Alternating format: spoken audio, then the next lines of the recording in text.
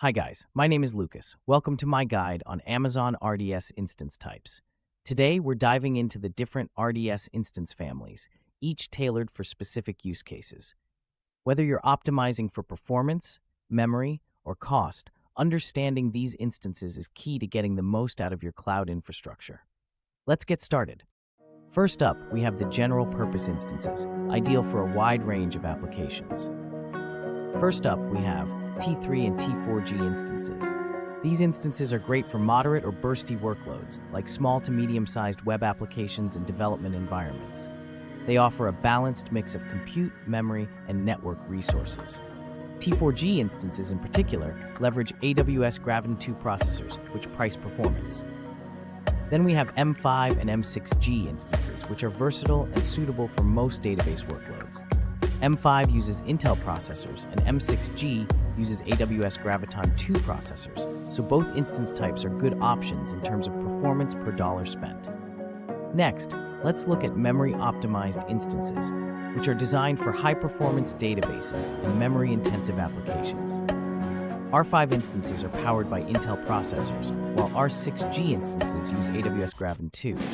These are perfect for real-time analytics and in-memory databases, providing a high memory to vCPU ratio. If you're running high-memory applications like SAP HANA, X1 and X1E instances offer the highest memory to vCPU ratio, ensuring optimal performance for memory-bound workloads. For compute-intensive applications, compute-optimized instances are the way to go. C5 instances utilize Intel processors, while C6G takes advantage of AWS Graviton 2. These are ideal for high-performance web servers, scientific simulations, and data processing tasks. For workloads that require high I/O performance, we have storage-optimized instances. These instances are perfect for NoSQL databases and data warehousing, offering NVMe SSD-backed storage for high random I/O performance and low latency. Lastly, let's talk about burstable performance instances, ideal for development and testing environments. T3 and T4G instances accumulate CPU credits during low usage periods, which can be used for burst performance. This makes them cost-effective for workloads with occasional CPU-intensive tasks.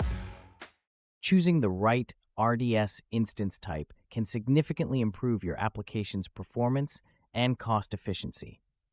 Be sure to align your specific workload needs with the most suitable instance type. For more in-depth insights, check out our detailed guide in the link below. Thanks for watching.